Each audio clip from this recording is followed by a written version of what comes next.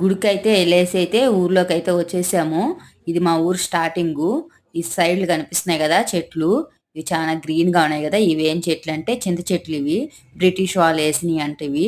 నాకు మా ఊర్లో నచ్చిన ప్లేస్ అంటే స్టార్టింగ్‌లోనే ఇలా ఉంటుంది. చానా బావుంటద్ది. ఇలా పోతా ఉంటే ఒక రౌండేసినట్టుగా ఉంటుందిది. చుట్టూరు ఆ సైడు, ఈ సైడు చింత చెట్లే ఉంటాయి. వేరే చెట్లు ఏమీ ఉండదు. ఇవైతే వేలం పాటలు పాడుకొని చింతకాయలు సీజన్‌లో అయితే వ్యాపారాలు చేస్తారంట. ఇప్పుడైతే రెడీ అయ్యి పెళ్ళికైతే వచ్చేసాను గూడా. పెళ్లి జరిగేటప్పుడైతే తాళిబొట్టు కట్టేటప్పుడు ఎనక ఆడబొడుచులు దీపం పట్టుకుంటారు. అదే ఆడబొడుచులు నైటు నలుగులంతా పెడతారు గదా! అప్పుడైతే మంగళసూత్రాలు చెయ్యికైతే కట్టుకొని పొద్దున విప్పి పూజారికైతే ఇస్తారు.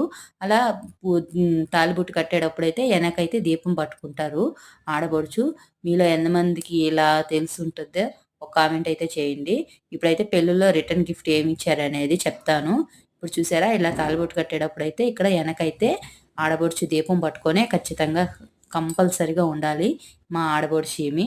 ఇప్పుడైతే ఇక్కడ కేరళది డ్రమ్‌ది పెట్టారు ఇది. చానా బాగా అస్సలు సౌండే తట్టుకోలేకపోయాము. అలా పెట్టారు. చానా బాగా జరిగింది పెళ్లయితే. మా వీడియో నచ్చినట్లయితే లైక్ చేయండి. ఇక్కడ చూసారా చెట్లివి. రిటర్న్ గిఫ్ట్ అంతా గిన్నెలు, బాక్సులు, డబ్బాలు ఏవేవో ఇస్తారు. టెంకాయలు గూడా ఇస్తారు. అలా అంతా ఇచ్చేదంతా పోయి చెట్లయితే ఇచ్చారు. అవే చెట్లొచ్చి అంత వృక్షాలయ్యే చెట్లే. అలా ఇస్తే చానా మంచిదని జెప్పి ఇయైతే ఇచ్చారు.